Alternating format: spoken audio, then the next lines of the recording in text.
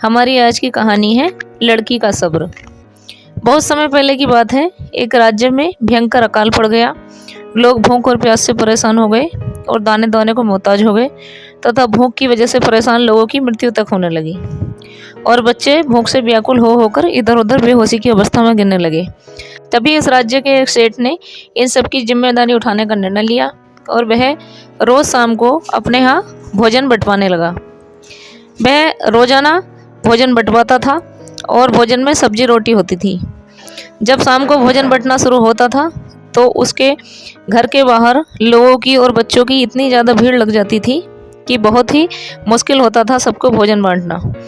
और बच्चे जो रोटी की टोकरी होती थी उसके आसपास ऐसे लग जाते थे और छीन झपट्टा करते रहते थे।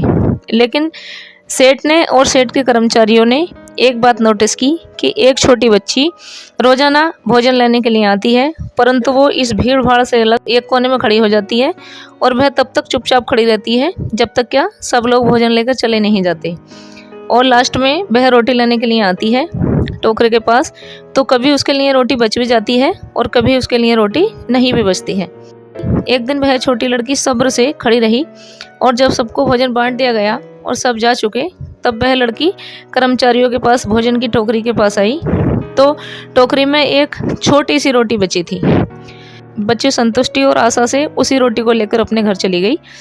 घर जाकर उसने जब अपनी माँ के साथ बैठकर वो रोटी तोड़ी तो उसने देखा कि उस रोटी से 3 सोने के सिक्के निकल कर गिर गए। लड़की बड़ी हैरान हुई और परेशान भी हुई। उसने अपनी माँ से कहा कि माँ, मैं नहीं जानती कि ये सिक्के कहाँ से आए।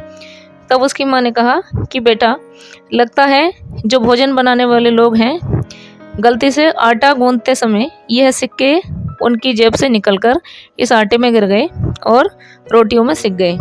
तुम कल जाकर इन सिक्कों को उन्हें वापस कर आना। अगले दिन वह लड़की फिर वहीं भोजन लेने के लिए पहुंची और चुपचाप एक तरफ खड़ी हो गई। जब खाना पूरा बट चुका तब वह भोजन बांटने वाले कर्मचारियों के पास पहुंची और उसने विनम्रता पूर्वक उन्हें प्रणाम करके वह 3 सिक्के दिए कि ये सिक्के कल मेरी रोटी में निकले, शायद गलती से यह आपके गिर गए होंगे।